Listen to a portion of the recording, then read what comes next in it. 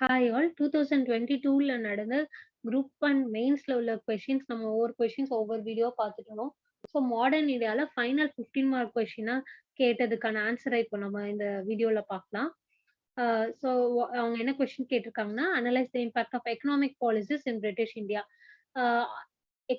British இங்க follow பண்ண economic policies வந்து இந்தியால வந்து என்னென்ன இம்பாக்ட்ஸ்லாம் கிரியேட் பண்ணுது அப்படிங்கிறது தான் வந்து இந்த கொஸ்டினோட கிராக்ஸ். ஸோ ஃபர்ஸ்ட் நம்ம இன்ட்ரடக்ஷனா வந்து establishment of British empire in India transform India's economic social and political scenario அப்படின்னு சொல்லி ஒரு இன்ட்ரோ மாதிரி எழுதிட்டு என்னென்ன எக்கனாமிக் இம்பாக்ட்ஸ்லாம் இந்தியாவில் இருந்ததுன்னு சொல்லி லிஸ்ட் அவுட் பண்ணிக்க வேண்டியதான். ஃபர்ஸ்ட் டீஇண்டஸ்ட்ரியலைசேஷன். ஒய் டீஇண்டஸ்ட்ரியலைசேஷன்?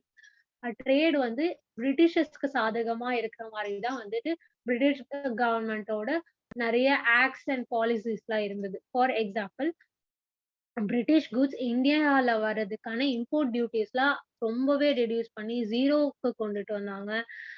பட் அதே இது இந்தியன் குட்ஸ் பிரிட்டிஷ் டெரிட்டரி போகும்போது அவங்க ஹெவி இம்போர்ட் டியூட்டி கலெக்ட் பண்ணாங்க. So thus they allow the one way free ட்ரேடை வந்து ப்ரமோட் பண்ணாங்க. அதனால பிரிட்டிஷ் குட்ஸ் வந்து இந்தியன் மார்க்கெட்ல அதிகமாகுச்சு. அது தஸ் இந்தியன் இண்டஸ்ட்ரீஸ் வந்து வீக்கன் ஆக ஆரம்பிச்சிடுச்சு. அதுக்கப்புறம் கேபிட்டல்னு பாத்தீங்கன்னா, இந்தியன்ஸ் கிட்ட இருந்த கேபிட்டலோட பிரிட்டிஷ் பீப்புள் கிட்ட இருந்த கேபிட்டல் தான் ரொம்ப அதிகமா இருந்தது. ஸோ அவங்க பெரிய பெரிய இண்டஸ்ட்ரீஸ் இது எஸ்டாப்ளிஷ் பண்ணி ரொம்ப காஸ்ட் எஃபெக்டிவா சீப்பான பிரைஸ்ல எல்லாத்தையும் அவங்க கொடுக்க ஆரம்பிச்சாங்க. இதெல்லாம் started to deindustrialise in India. Next ruralisations. ஆர்டிசன்ஸ்க்குலாம் வேலை போயிட்டனால இந்த இண்டஸ்ட்ரீஸ்லாம் ஒழுங்கா ரன் ஆகாததுனால இந்த people started to move to their native villages. அதனால வந்து லேண்ட்ல வந்து பீப்புள் ப்ரெஷர் வந்து அதிகமாச்சு. இதனால அக்ரிகல்ச்சர் பெரிதும் பாதிக்கப்பட்டது. அடுத்தது இம்போவரிஷ்மெண்ட் ஆஃப் பெசன்ட்ரி. பெசன்ட்ரி வந்து ரொம்ப ரொம்ப புவரான நிலைமைக்கு தள்ளப்பட்டது. அதுக்கான ரீசன் பாத்தீங்கன்னா, ஆப்வியஸா first increased pressure on the land. Next பாயிண்ட்னு பாத்தீங்கன்னா, land revenue settlement, permanent settlement, Ryotwari settlement அது மாதிரி நிறைய படிச்சிருக்கோம், ரைட்? ஸோ அதெல்லாம் வந்து அந்த இதெல்லாம் வந்துட்டு பெரிய ஹார்ட்ஷிப்ஸா கல்டிவேட்டர்ஸ்க்கு இருந்தது. அவங்க வந்து அவங்களுக்கு கிராப் அவங்க நிலத்துல விளையுதோ இல்லையோ அந்த ஃபிக்ஸ் பண்ண லேண்ட் ரெவென்யூ வந்து கண்டிப்பா வந்து அவங்க பே பண்ணி ஆகணும் பெசன்ட்ஸ்லாம். என்ன ஃபமைன் வரட்டும், ஃப்ளட் வரட்டும், என்ன ரீசன்னா இருந்தாலும் சரி, the cultivators must pay the land revenue. அதனால லேண்ட் ரெவென்யூ பே பண்ணுங்கிறதுக்காக மணி லெண்டர்ஸ் கிட்ட இருந்து மணி லெண்ட் பண்ண ஆரம்பிச்சாங்க பெசன்ட்ஸ். இந்த மணி லெண்டர்ஸும் வந்துட்டு பெசன்ட்ஸ ரொம்ப லூட் பண்ணாங்க பை சார்ஜிங் ஹை இன்ட்ரெஸ்ட் ரேட்டா. ஸோ பெசன்ட்ரி வந்து ரொம்ப வீக்கன் ஆக ஆரம்பிச்சது அப்படின்னு எழுதிக்கலாம். Next commercialisation of agriculture.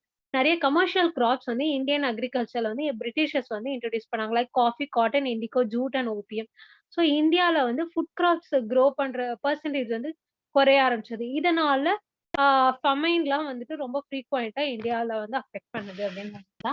Next famine and poverty. ஃபமைன்கான மேஜர் ரீசன் வந்து artificial. Natural famines okay, like மழை பெய்யாததுனால அக்ரிகல்ச்சர் க்ரோத் இல்லாததுனால ஃபமைன் வந்தது அப்படிங்கிறது பெர்சன்டேஜ் எந்த அளவுக்கு அந்த பெர்சன்டேஜோ அதோட பல மடங்கு percentage is due to the artificial factors. இந்தியாவில் வந்து ஃபமைன்கான மேஜர் ரீசன் தான் artificial factors like commercialisation of agriculture தான். நெக்ஸ்ட் வந்து ரைஸ் ஆஃப் மணி லெண்டர்ஸ். அது அந்த லேண்ட் ரெவென்யூ பே பண்ணணுங்கிறதுக்காக மணி லெண்டர்ஸ் டிபெண்ட் பண்ணி பெசன்ஸ் இருந்தாங்க. பெசன்ஸோட அந்த அந்த ஒரு ஸ்டேட்டை வந்து மணி லெண்டர்ஸ் நல்லா யூட்டிலைஸ் பண்ணி அவங்களுக்கு லூட் பண்ணாங்க by charging high interest rate and making false accounting. So இதெல்லாம் தான் வந்து எக்கனாமிக் இம்பாக்ட் ஆஃப் இந்தியான்னு சொல்லி எழுதிக்கலாம். நெக்ஸ்ட் கடைசியா கன்க்ளூஷன்ல வந்து drain of wealth from Ganges to Thames. கேஞ்சஸ்ங்கிறது இந்தியாவில் இருக்க, தேம்ஸ்ங்கிறது வந்து இங்கிலாந்துல இதுவாகுது. ஓடுற நதி பேர் வந்து தேம்ஸ். ஸோ அது drain of wealth from Ganges to Thames led to the